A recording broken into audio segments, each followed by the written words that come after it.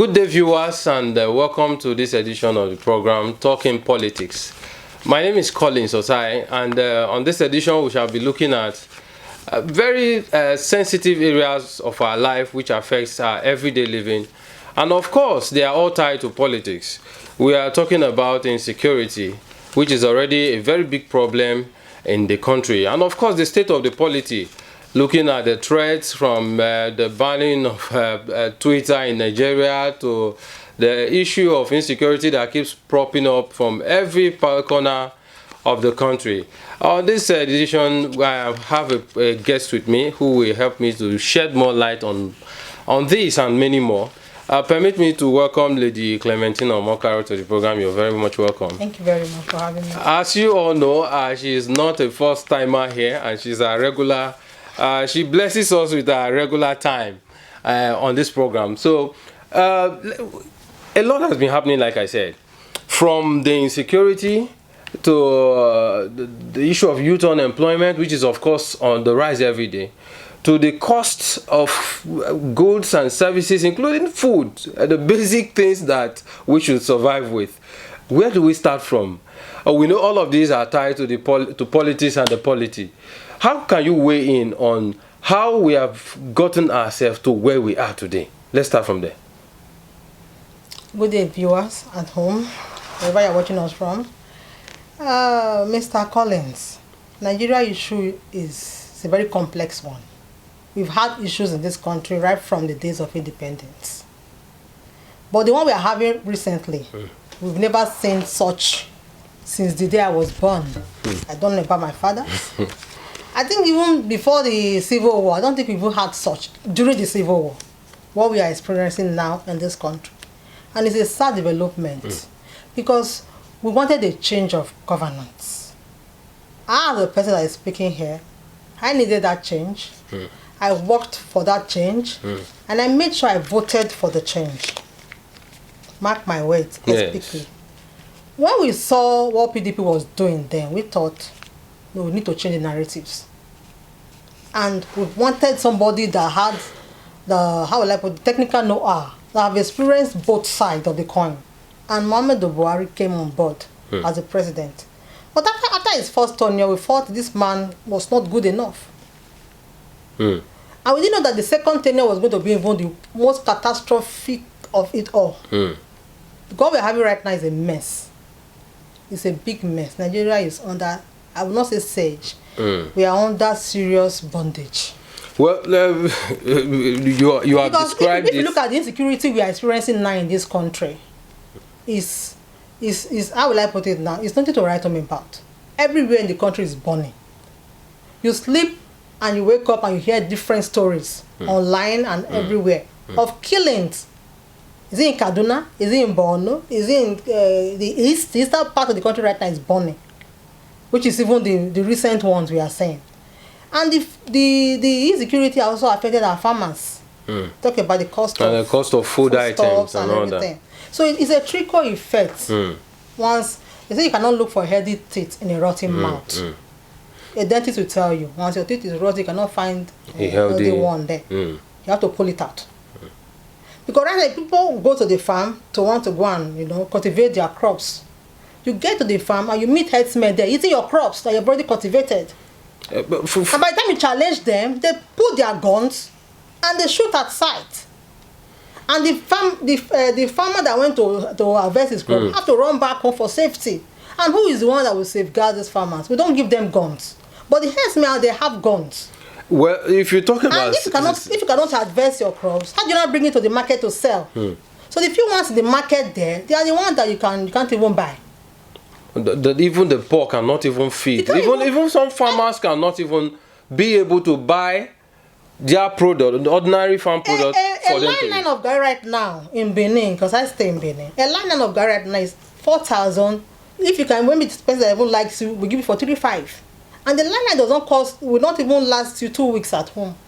For a family of 3. And then you juxtapose this with the current minimum wage, and it's almost nothing. But Nigerians are suffering. The workers, they say the take home can no longer take them even to their bus stop. Anyways, now you have tried to give a background about how someone like you and others yearned for this change and supported the administration. At what point did you notice this deviation from, let us say, the dream and aspirations of people like you? The point I noticed that there was a problem was when the president made a speech during his inauguration that he belongs to nobody and is for nobody. It belongs to nobody. I belong to nobody. No, he didn't say anything. He said I belong to nobody. He said I belong to nobody. He said I am for. It was a comment of disclaimer for me. That was the very first point I paid that this man is not serious. But a lot of people applauded him, including the people in the party. Because they are sycophants. Abacha had supporters. No matter how worse you are as a human being, most people that are cheering you up. But there are folks who would say that such statement is to highlight the fact that he is non-partisan. He is not. It was a statement of disclaimer. There is nobody on earth that is not accountable for somebody. You must be accountable. Mark my words. You must be accountable for every statement you make, for every decision you make. By the time you put up a statement of disclaimer out there, it sends signals. Well, that was said during his first tenure, almost 6 years down the line. Now, let us look at today now. 6 years down the line, we need to take stock of where we are coming from. You have said that from the onset, you saw this, that, man, this is a wrong statement, and if it is coming from the #1 citizen of this country, it is unfortunate, as you put it. Now, 6 years down the line, the prices of goods and services have obviously skyrocketed above the reach of the common man. And then during the president's second tenure, what made you to retrace your footsteps? Was it from the very first beginning? During his second tenure, what made you not to push again for him? Was it because of what you saw at the first instance? It was how will I put it now? It was a bottle up of what I was seeing on ground. Number one, I saw a president that was tribalistic, a president that was sectional. He believes only in some set of persons. And he had been telling us so many things during his speech, that he belonged to a class of persons, people that voted for him only. If you are a leader, I've been a leader. Thank God I've contested the election and I've won. I've led people. So if you are voted into an office, that office is not only for the people that voted for you. It's a microscopic view. It's a myopic view okay, of anybody to talk of a president making such a speech. The people that voted for him are the ones that we have 90%. And if you look at his government, his cabinet, it's everywhere. Look at the defense. Look at this. All his cabinet members are non-tenants. But he has also come to the defense that what the federal character stipulates, that a minister at least must come from each state. He has done that.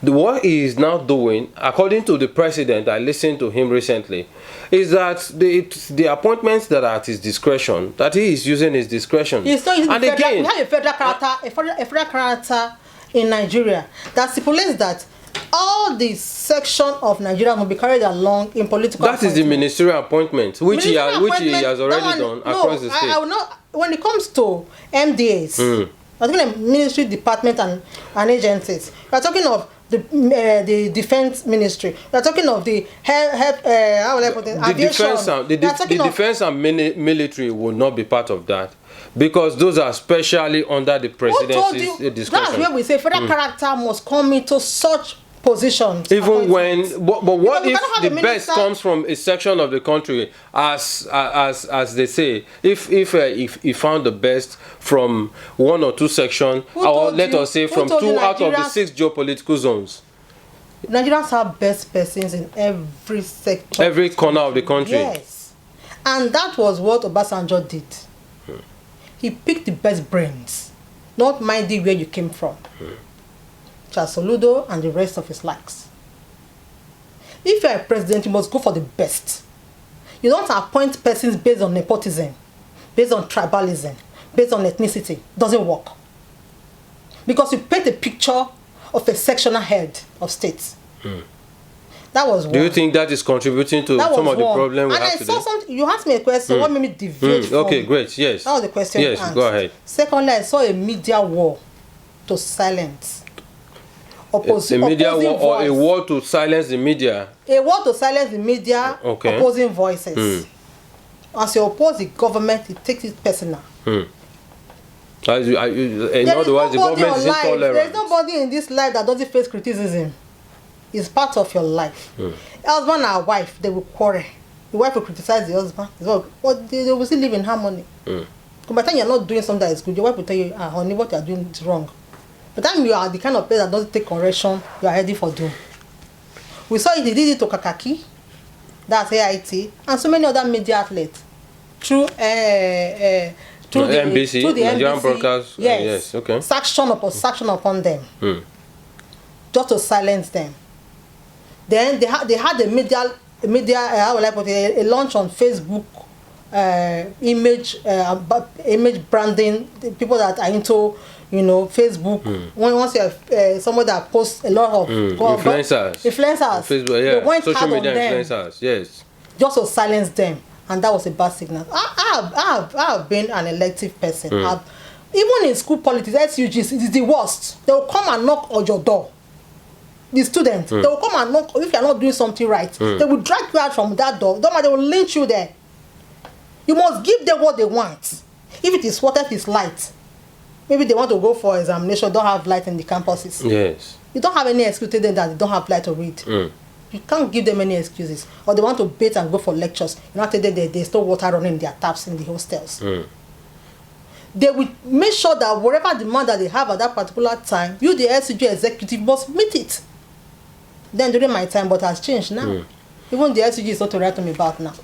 Well, that is the SUG is just a community of people. Why? It's a community of people, but it's also it's a community together of Nigerians from all walks of life. By the time you say I don't want to have criticism, they have no business with politics.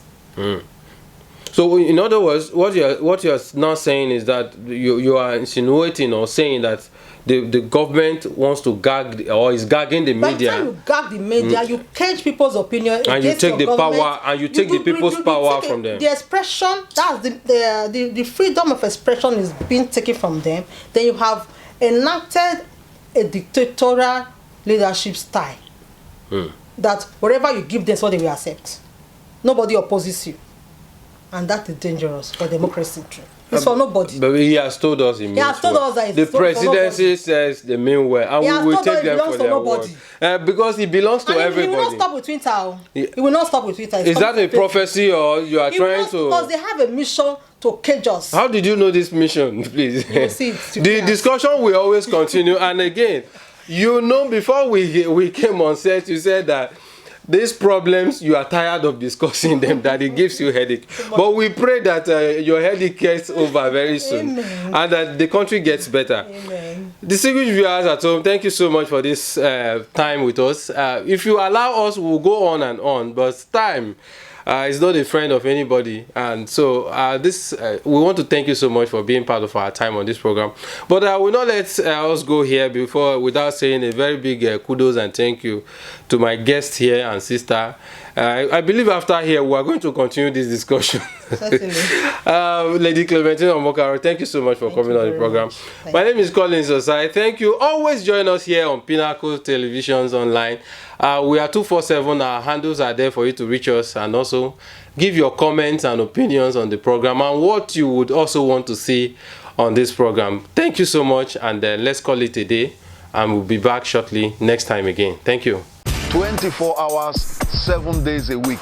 For more exciting, educative, and entertaining programs such as Law and You, Talk Politics, Entertainment Gist, Relationship Talk, and other programs, keep watching Pinnacle TV. You can watch, like, and subscribe to our YouTube channel at Pinnacle TV Online. You can also visit our website at www.pinnacletv.com. Follow us on Facebook